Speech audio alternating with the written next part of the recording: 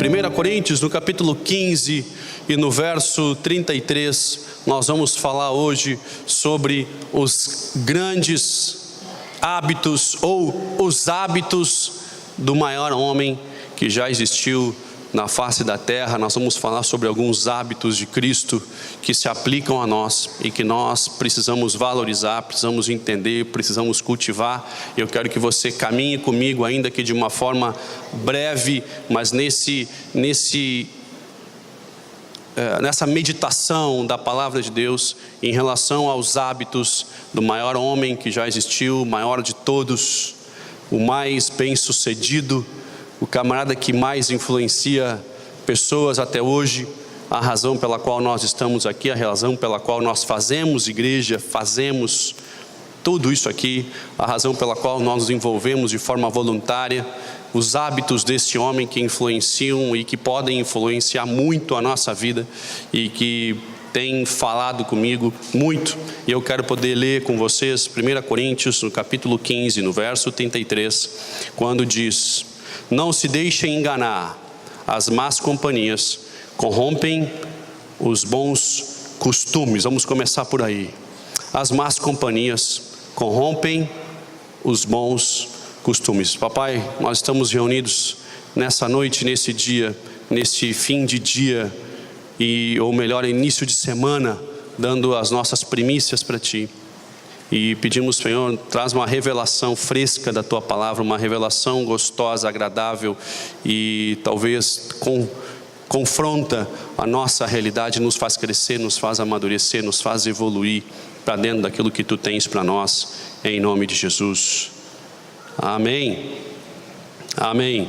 O apóstolo Paulo fala aqui de que más companhias corrompem os bons costumes. Já diziam os mais antigos, ou os nem tão antigos assim, que diga-me com quem andas e eu te direi quem és. E já batido, né, nas famílias e naquela história toda. E a Bíblia diz que as más companhias corrompem os bons costumes, os bons hábitos, as formas de fazer, as formas de viver. Companhias boas, obviamente, influenciam de forma positiva companhias ruins, e nós estamos cansados de ver isso nessa geração aqui, que é a maior preocupação talvez dos pais hoje. Eu vou dizer qual é a maior preocupação que eu tenho hoje como pai, é que os meus filhos tenham boas companhias. Talvez a escola que eles estudam não seja a melhor escola, talvez a igreja que eles frequentam não seja a melhor igreja, talvez a família a qual eles fazem parte não seja a família mais perfeita, e de fato não é.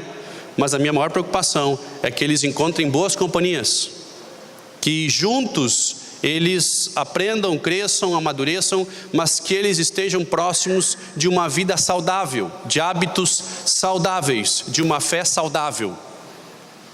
E é por isso que eu me preocupo tanto em viver igreja, de estar igreja. Eu dei os parabéns para alguns pais aqui, daqueles jovens e adolescentes que participaram daquele mover incrível que nós vivemos, né, naquela loja, naquele restaurante fast food, que atingiu milhares de pessoas. E eu dei os parabéns para alguns pais daqueles jovens. Eu falei, cara, eu quero poder ver nos meus filhos o que vocês viram, o preço que vocês pagaram para viver igreja, para estar envolvido com igreja, para que eles pudessem um dia viver isso. Eu disse, cara, eu quero poder que meus filhos também experimentem algo parecido. As más companhias corrompem os bons costumes. O camarada pode viver numa família fantástica, mas se ele tem más companhias, de fato ele vai ter os seus costumes corrompidos. Tem uma pesquisa muito clara que diz que as 5 pessoas mais próximas da sua vida vão influenciar muito mais do que as 1000 que estão ao seu redor. As 5 mais próximas de você vão lhe influenciar muito mais do que as 1000 que estão ao seu redor. Você pode fazer parte dessa igreja e você tem 1000 pessoas na igreja, mas as 5 pessoas mais próximas da sua vida vão lhe influenciar muito mais, mudar os seus hábitos, fazer que você mude a sua forma de pensar, influenciar o seu agir, mudar o seu cotidiano, e é assim que funciona. Boas companhias e más companhias mudam a nossa realidade. Nós perdemos alguns hábitos ao longo da vida, alguns hábitos que hoje até são aconselhados que se retornem. E eu me lembro que nós perdemos isso já. Mas eu me lembro que até pouco tempo atrás, os meus pais diziam para mim, e que diziam para eles, que você jamais poderia sentar-se à mesa sem camisa. Eu sento à mesa sem camisa, mas toda vez que isso acontece, eu me lembro que eu não devia estar fazendo isso. Acontece com alguém isso também? Não. Porque está impregnado em mim, eu estou errado. Bem, não tem mais ninguém na minha casa para dizer que eu devo ou não fazer. Mas eu sei que eu estou errado. Porque o hábito, um costume, algo que foi compartilhado comigo que não deveria fazer. Coisas que nós perdemos ao longo da vida. Antigamente se caminhava mais. Antigamente jantar, refeição, era feito aonde? Em casa. Em casa era feito. Comida era em casa, não é negócio de comer fora. Comer em casa. Eu me lembro que a minha avó dizia que toda vez que eu ia comer fora, ela dizia: por que tu vai comer porcaria fora? Como que se tudo fora da casa dela era porcaria. Porque ali ela sabia como fazia, e o hábito de fazer. Não era lata pronta de comida.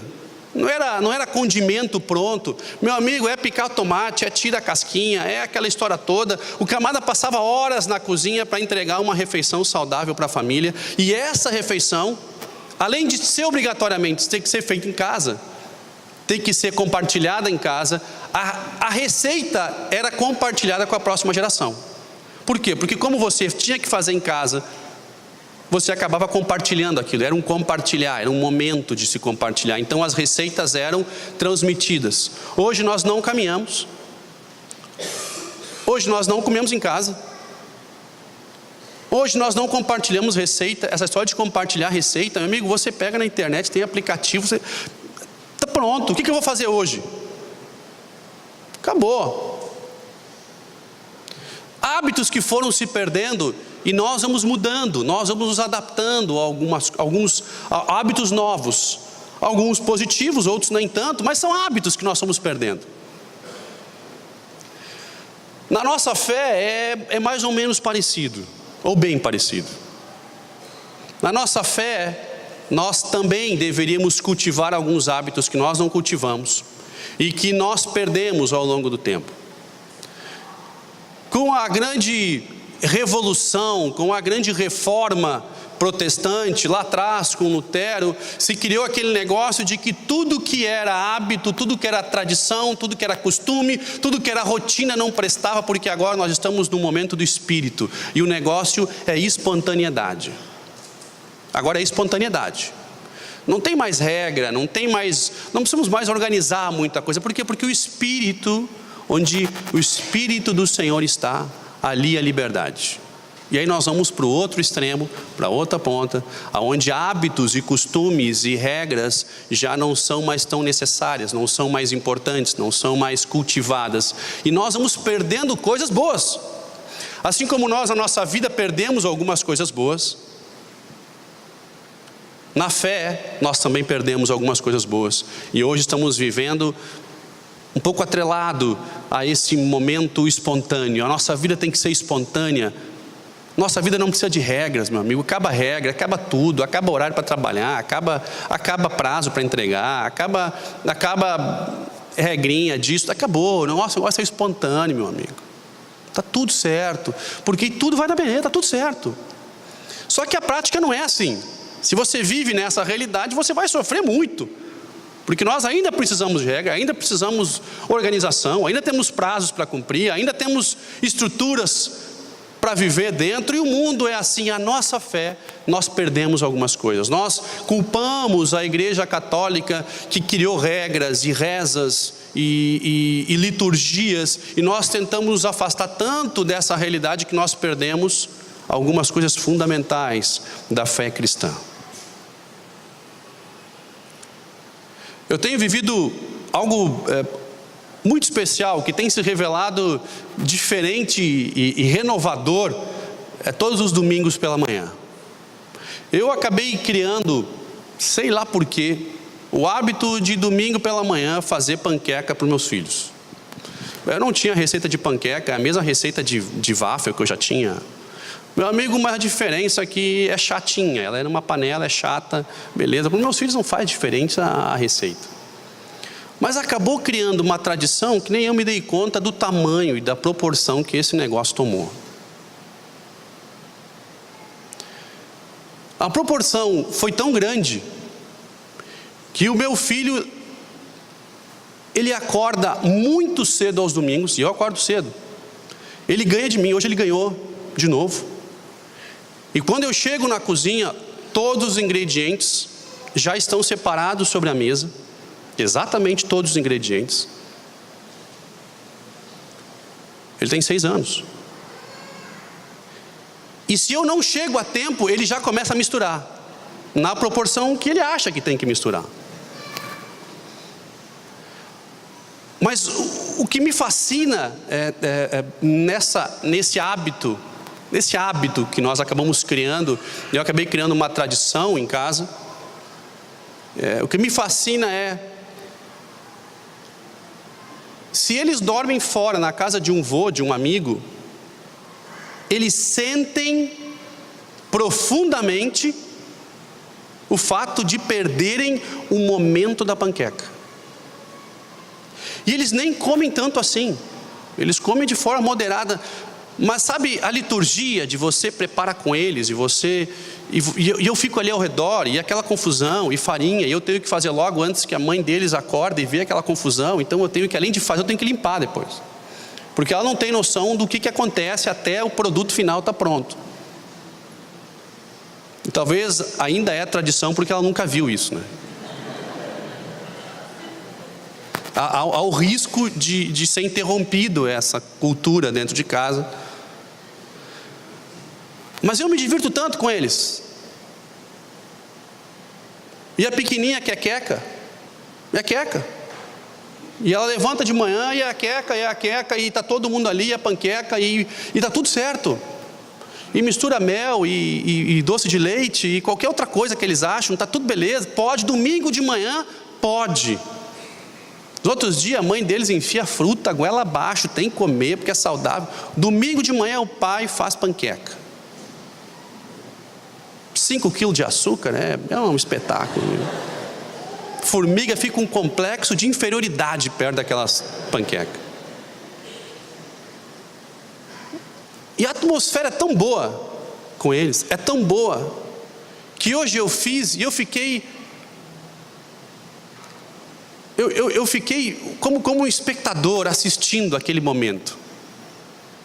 E eu sento na ponta da mesa e eu curto aquele momento. Eu curto cada minuto daquele momento. Porque os meus filhos querem estar comigo. Os meus filhos querem fazer comigo algo que só eu faço. Não é a mãe, não é a avó, não é a tia, não é o professor da escola, não é ninguém. Sou eu. É eu e eles. E esse é um momento meu e deles. E mais ninguém entra ali. Não importa se a panqueca está boa, se eu uso farinha integral, se, meu amigo, o que der, está valendo. Porque eles querem estar comigo. E esse hábito, ele é um hábito que tem feito muito bem à minha família. Que tem feito muito bem a mim. E eu tive que viajar, infelizmente, no fim de semana anterior. E eu levanto aos domingos e sinto falta deles. E sinto falta do hábito que eu criei, de uma rotina que eu criei saudável, muito edificante e que hoje é fundamental para o que eu vivo como família, porque eu sei que eu não sei quanto tempo vai durar. Que seja eterno enquanto dure, né? Não sei o quanto tempo vai, quanto tempo eles estarão comigo. Eu sei que eu vou levantar um domingo pela manhã e eles não estarão comigo. E eu não vou ter para quem fazer panqueca. E se Deus me der saúde um dia, eu gostaria de falar, estou quase chorando, só pensar que eles vão embora. A guria tem 2 anos de idade. Quem é pai sabe o que eu estou falando, né? Levanta a mão aí, pai. Não é dói, só em pensar. Deixa eu contar uma coisa para vocês. A minha filha Nicole, ela tem 9 anos. o aniversário de 1 ano dela, 1 ano. A mãe dela disse assim: você bota a roupinha, prende um enfeite no cabelo e leva para a festinha de 1 ano. Festinha de 1 ano não é para criança, festinha de 1 ano não é para os pais. A criança não tem noção do que está acontecendo. Eu enfeitei ela e eu fui chorando para lá, com ela no carro, no banco de trás, pensando que um dia eu estaria levando ela no altar. Não é meio doente um troço desse? Já que a gente está em família, vai para abrir o coração. Deixa eu dizer o seguinte, meu amigo: doeu. 1 ano. Bem-vindo à paternidade. A gente se atira na frente de um caminhão por aquelas coisinhas. É assim que funciona. E esses hábitos saudáveis para a família, que precisam ser cultivados, porque eles duram um pouco, eles têm um tempo de vida. A nossa fé nessa terra também ela é transitória, ela tem um tempo, ela tem um momento de nós cuidarmos, de nós cultivarmos, de nós tratarmos ela, para que ela seja saudável, tão saudável quanto esse relacionamento com Deus, com a família. Esse relacionamento com Deus precisa ser cultivado com hábitos que nós temos perdido. Todas as pessoas bem-sucedidas dessa terra têm hábitos. Cristo tinha hábitos, e as pessoas bem-sucedidas ainda têm hábitos. Nós não nos damos conta disso, mas eles têm. Numa pesquisa, e tem vários livros que falam sobre sucesso, sobre atingir metas, conquistas, coaching, riquezas, uns cristãos, outros não, uma coletânea, e alguns deles têm algumas pesquisas que me chamam muito a atenção, mas tem um específico que traz uma pesquisa fantástica, que diz o seguinte, que só 7% das pessoas ricas no mundo assistem televisão. Aí eu fico pensando, cara, estou passando muito tempo na frente daquilo. 88% deles leem 30 minutos por dia algum livro ou alguma coisa que lhes traga sabedoria, entendimento, que busca conhecimento. 95% deles se preocupa com a saúde ou pratica esporte regularmente.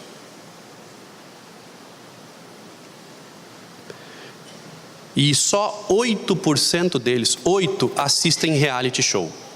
Big Brother e por aí vai. O que essa pesquisa nos diz? Que tem coisa errada com a gente, meu amigo. Que nós não estamos no caminho certo. Está perdendo tempo com coisa que não tem valor. O povo bem-sucedido dessa terra entendeu que precisa criar alguns hábitos para chegar a algum lugar. E tem coisas que de fato não tem sentido e que não vale a pena você perder tempo. E Cristo tinha hábitos. 3 deles me chamam a atenção. O primeiro é que ele não desperdiçava a chance de compartilhar do Evangelho, das boas novas. Ele compartilhava quando estava sozinho com alguém. Ele compartilhava quando estava com multidão. Ele compartilhava quando estava com os 12.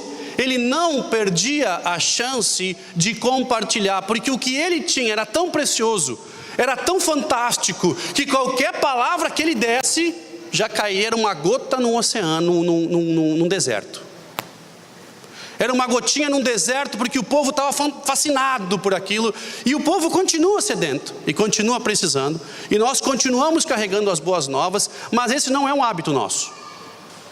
Se Jesus é o camarada, e nós entendemos isso, mais bem sucedido que já passou por essa terra, porque o camarada ele tinha absolutamente tudo, sem ter absolutamente nada. Ele alcançava todos os níveis sociais, desde o mais pobre até o mais rico. Ele influenciou a geração dele e continua influenciando as próximas. Um camarada que foi tentado e mesmo assim não pecou. Ele é o nosso modelo de homem e de mulher, um modelo de vida cristã bem-sucedida. Esse cara tinha 3 hábitos que me chamam a atenção. Um deles é que ele não perdia a oportunidade de pregar o Evangelho para quem quer que fosse. Nós não temos esse hábito. Esse hábito não só é benéfico para os demais, mas quando eu tenho o hábito de compartilhar o Evangelho, eu sou abençoado por aquilo que acontece. Nós aqui fomos presenteados na semana passada com um testemunho impressionante, né, de um mover de cura sobre uma menina que precisava desesperadamente do toque do Senhor sobre um tumor no seu cérebro. Essas experiências nos são tiradas quando eu deixo de falar do Evangelho. Um testemunho de um camarada que você compartilhou e ele te retorna dizendo: rapaz, você não tem noção de como foi importante. Uma ligação que você faz.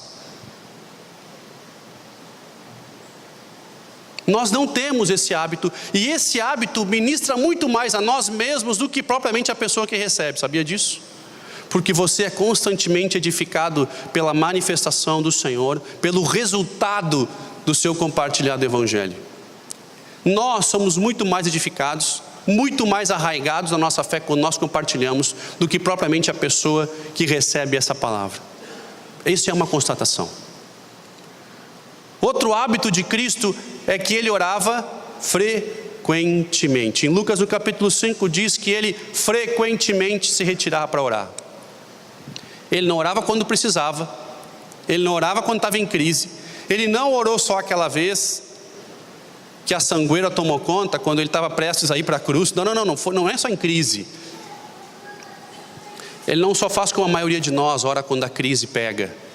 Ele orava constantemente. E a Bíblia diz, quando fala de Cristo, quando fala dos hábitos de Cristo, que ele compartilhava a palavra frequentemente, que ele orava frequentemente. A palavra frequentemente está seguido nos trechos em que nós lemos em relação a de Cristo. Lucas no capítulo 5 fala disso, que ele, como de costume, saiu para orar. Frequentemente ele orava, como de costume ele se retirou, como de costume ele convidou os 3, como de costume ele foi, como de costume, era costume de Cristo orar, não é o nosso. Nós oramos quando a coisa aperta. Nós não temos um hábito de compartilhar a palavra, nós não temos um hábito de orar, e nós não temos um hábito. Isso é importante. Em Lucas no capítulo 4 fala que Cristo foi à sinagoga como de costume.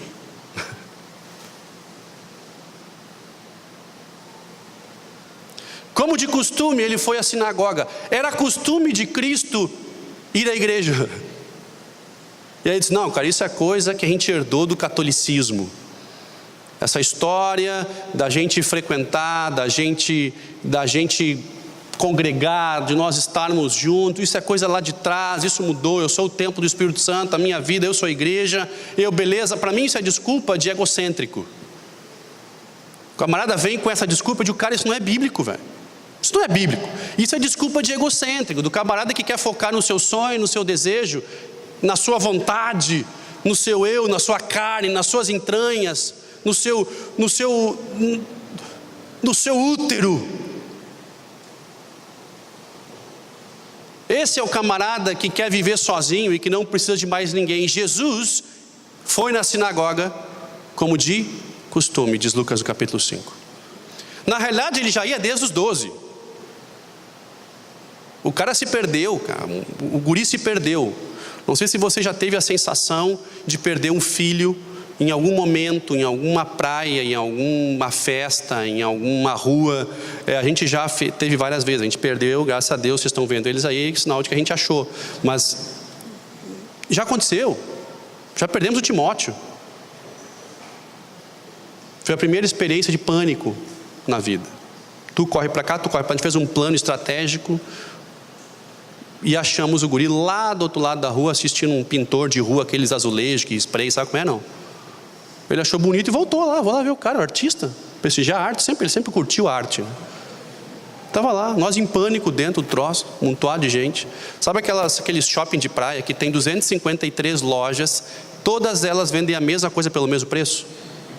Essas, a gente costuma ir nesses lugares ainda, eu não entendo porquê, mas o povo curte. A gente vai por causa da mulher, daí, vamos na loja, vamos. Para mim, todas são iguais, pelo mesmo preço. Eu não duvido que é a mesma atendente.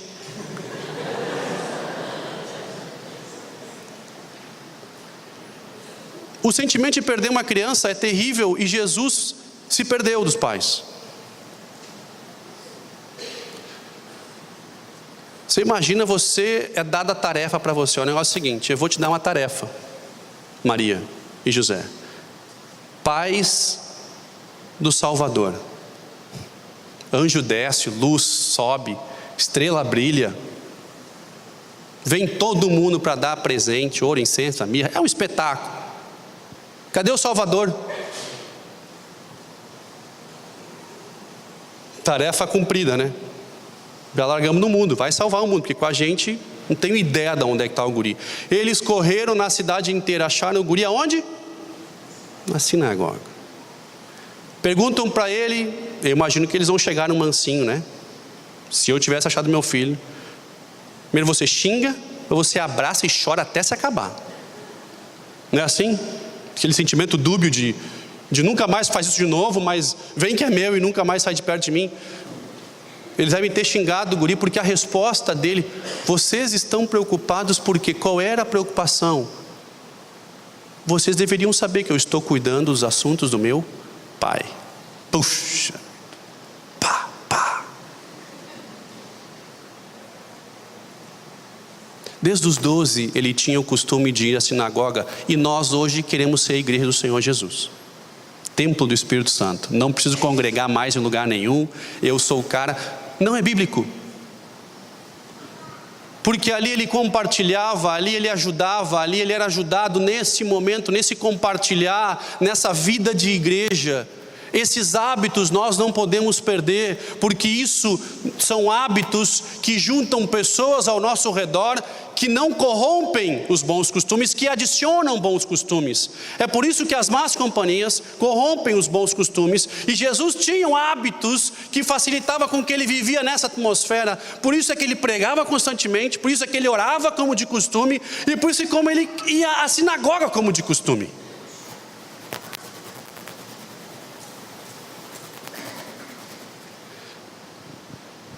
Ele não tinha desculpas, ele não tinha desvios de conduta, como nós frequentemente temos. Se ele não servia, se ele sentia de Deus ou não, ele servia porque era um hábito servir. Ele amava porque era um hábito dele amar. Ele perdoava porque era um hábito perdoar. Ele tinha hábitos gerados pelas suas atitudes que mantinham ele no foco. O hábito de compartilhar a palavra, de orar e de frequentar o momento de leitura, de aprendizagem da palavra. Esse hábito fazia ele um homem que vivia dentro de uma atmosfera diferente, aonde o perdão era um hábito, o servir era um hábito, o doar era um hábito, o curar era um hábito. A vida dele passou a ter hábitos saudáveis, e aqueles que andavam com ele tinham os seus costumes levantados à potência máxima. Nós hoje servimos quando é conveniente, doamos quando sobra, amamos quando temos interesse, perdoamos, sabe lá Deus.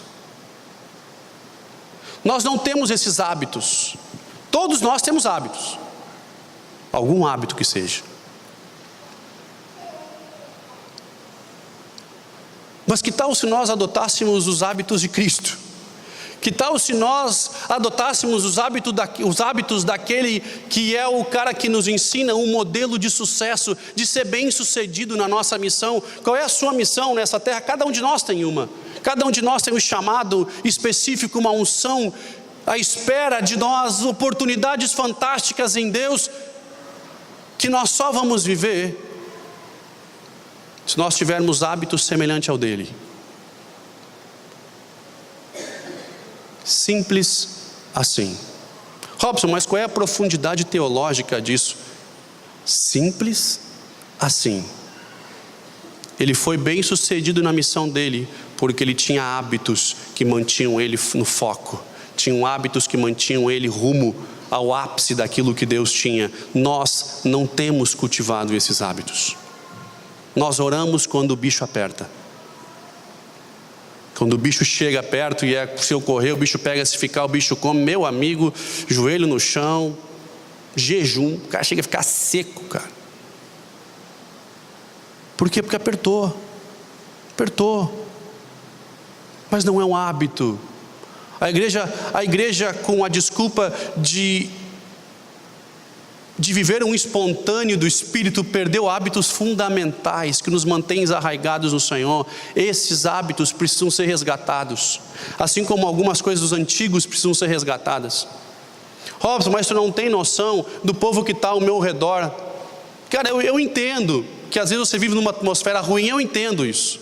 Se Jesus era confrontado por alguém ou era perseguido por alguém, bastava ele caminhar para outra cidade e estava tudo certo. Hoje o povo nos acha. Hoje você não vai para lugar nenhum, o povo te acha. Se você é membro de alguma rede social, o camarada vai te achar. Ele te acha. Aí nós temos que ter a maturidade de bloquear relacionamentos. Escute, nós temos que ter a maturidade que se ao nosso redor tem pessoas que corrompem os bons costumes que nós estamos tentando implementar, você tem que ter a habilidade de escolher os seus relacionamentos. Provérbios no capítulo 13, o verso 20, Provérbios 13, verso 20, o seguinte: aquele que anda com os sábios será cada vez mais sábio, mas o companheiro dos tolos acabará mal. Aquele que anda com os sábios será mais sábio, mas o companheiro dos tolos, esse acabará mal. Você tem que ter a maturidade de dizer assim, estou fora desse grupo de WhatsApp, bloqueio o camarada no Facebook. E você tem que mas por que você bloqueou? Cara, eu não tô maduro para isso. Eu preciso estabelecer algumas coisas ao meu redor, porque eu quero ao redor de mim pessoas, as 5 pessoas que estão ao meu redor, eu quero que me influenciem de forma positiva, porque eu tenho 1000 que talvez vão me puxar para baixo. Quem são as pessoas que te influenciam? Se 5 delas realmente modificam tanto a tua vida, dão um novo rumo na tua vida, eu quero te convidar para o primeiro ser Jesus. Os demais você fica à vontade de escolher, mas o primeiro tem que ser Jesus.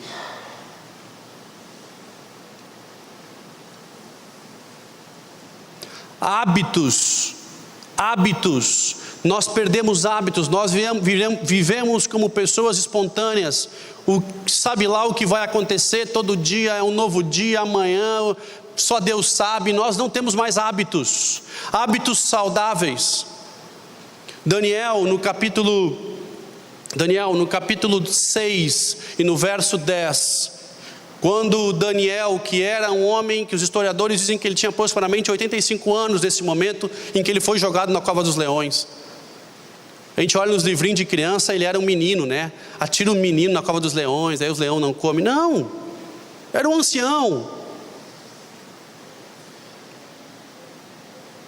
Quando ele fica sabendo que o pessoal armou para ele, porque ele orava 3 vezes ao dia, e ele ficou sabendo que armaram para ele, fizeram uma lei por baixo dos panos, o que até hoje acontece, para ferrar com ele, para o matar, para eliminar um homem que orava a Deus, e ele descobre que agora ele ia ser jogado na cova dos leões, porque ele tinha o hábito de orar. Sabe o que ele fez? Eu vou ler Daniel no capítulo 6, o verso 10 diz o seguinte: quando Daniel soube que o decreto tinha sido publicado, foi para casa, para o seu quarto, no andar de cima, cujas janelas davam para Jerusalém, e ali fez o que costumava fazer. 3 vezes por dia ele se ajoelhava e orava, agradecendo a Deus. O mundo estava caindo, e sabe o que Daniel fez? Nada, não mudou um risco da sua rotina, porque ele era um homem de hábitos. Um homem de hábitos que nem Daniel, regrado que nem Daniel, levou ele para a posição em que ele estava. Ele era, logo após o rei, ele era o maior, ele era um governador. Esse cara não era governador por acaso, um cara que era regrado e tinha hábitos. E quando eles armam para ele, os seus hábitos permanecem igual, porque os hábitos dele levavam ele mais perto de Cristo.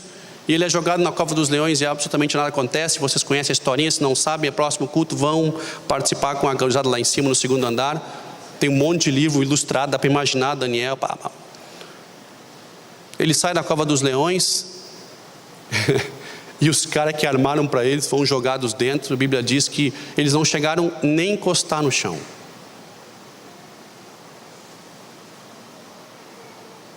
e foram comidos. Hábitos. Tem um provérbio chinês que diz o seguinte: o melhor momento para plantar uma árvore é 10 anos atrás.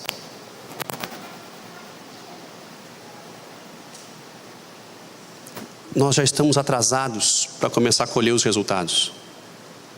Nós queremos colher os resultados de homem como Jesus, como Paulo, como Timóteo, como Daniel, e nós não temos regras, não temos hábitos, nós vivemos no espontâneo, e nós estamos vindo de lugar nenhum para lugar nenhum. Aí nos juntamos com pessoas que é um cego guiando outro cego, juntamos com pessoas que nos influenciam positivamente, e quando nos influenciam positivamente eu vou embora porque eu não gosto do que ele me disse.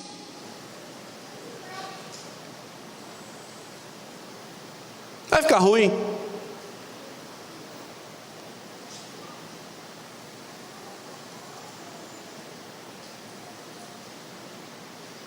Tem um amigo que um dia me ligou dizendo: Robson, eu estou com um problema no meu casamento.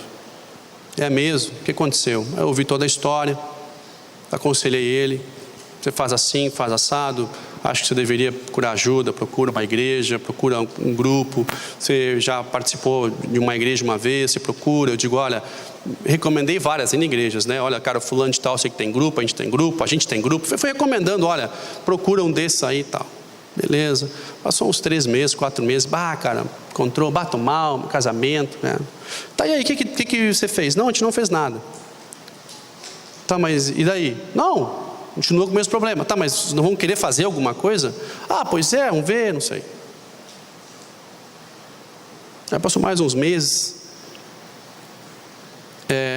ela também procurou, dizendo: olha, estou com um problema no casamento, assim. Eu digo: tá, mas escuta, a gente já conversou outra vez lá, vocês não querem, sugiro assim. Não sei, aquela história, culpa é sempre do outro, né? Mesma história, padrão, copia, cola, isso aí. Falei: vou fazer o seguinte, eu gravei uma mensagenzinha e mandei para os dois. Diz: olha, eu amo vocês demais, vocês são pessoas que eu gostaria de estar comigo, meu coração, são pessoas que eu admiro pelas qualidades, pelas características, eu os amo de verdade, mas eu estou mandando esse áudio para ambos, para não dizer que eu estou puxando para esse ou para esse lado. E aí eu dei 3 passos que eles precisavam cumprir, que ambos precisavam cumprir, posições, posturas, hábitos que eles precisavam ter para ter uma vida saudável espiritualmente, familiarmente. Passou 30 dias, recebi lá uma ligação: e daí, como é que você está? Não, está tudo igual. Tá, mas vocês não vão fazer nada a respeito disso? Pois é, tem que ver, a gente não sabe, a gente não... Eu gostaria de colher os resultados de bons hábitos, mas eu não estou disposto a mudar para me adaptar dentro de uma rotina mais saudável. Eu não estou disposto a buscar pessoas que me influenciam de positivo, mas eu gostaria disso. Eu quero comer os frutos de uma árvore, mas eu nunca quero plantá-la. O melhor momento para se plantar uma árvore é 10 anos atrás. Para você colher hoje, você tem que já ter plantado. Não é assim que funciona. Não sei se você sabe que é assim que funciona.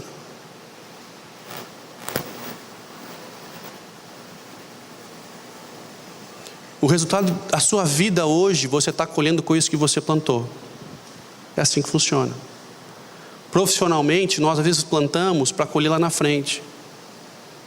Essa semana eu tive uma reunião com um cliente, e aí o pessoal me disse: olha, Robson, a gente vai fazer esse trabalho, mas talvez você vai receber isso aqui só em 2 anos. Você acha que eu ia dizer o que para eles? Não vou fazer, ou vou fazer porque eu prefiro daqui 2 anos ter alguma coisa do que não ter absolutamente nada? Não tem problema, meu amigo. Semente no solo, cava aí, larga, planta, larga lá. Um dia eu encontrei um homem de negócio muito sábio, e ele comprou uma área de terra muito grande, muito longe, e eu falei para ele: rapaz, isso aqui vai demorar 20 anos para desenvolver, vai demorar 20 anos para valer alguma coisa. Sabe qual é a resposta que ele me disse? Os meus netos ainda são pequenos.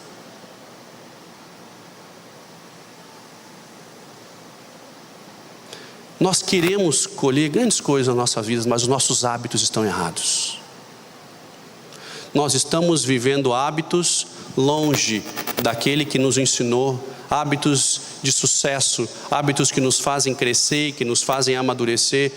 Talvez você precisa rever as suas amizades, talvez você precisa rever os 5 mais próximos, você precisa rever os seus conceitos, você precisa mudar os seus hábitos. Se você quer ser bem sucedido, eu estou lhe dando 3 que não são meus, que eu estou tentando viver eles continuamente, que eu estou tentando empregar na minha vida continuamente, que é frequentar um grupo, frequentar uma comunidade, em que eu possa ser eu mesmo, crescer, amadurecer, ser exortado e exortar. Onde eu possa servir e aprender a servir, e aprender a amar, e aprender a perdoar. Eu estou procurando pregar a palavra, eu estou procurando orar todos os dias. Não são hábitos meus, são hábitos que eu estou tentando empregar na minha vida constantemente. Estou tentando ensinar os meus filhos isso. Antes do culto eu estava na sala ali orando, e aí minha filha entrou e ela disse: pai, o que ele está fazendo aqui? Eu estou orando antes do culto, filho. Posso ficar contigo? Pode, se tu também orar antes do culto, porque eu estou aqui para isso. Não tem problema. Sentou na cadeirinha, mãozinha fechada. Não sei se ela estava orando ou girando só na cadeira ali. Meu filha, é assim que funciona. Tem um preço para pagar, algo tem que acontecer e não sou eu que vou fazer. Eu preciso pedir para o cara que faz vir e mover nessa noite, porque eu, de mim mesmo, não tenho absolutamente nada para dar. E eu tenho que ensinar ele hábitos assim.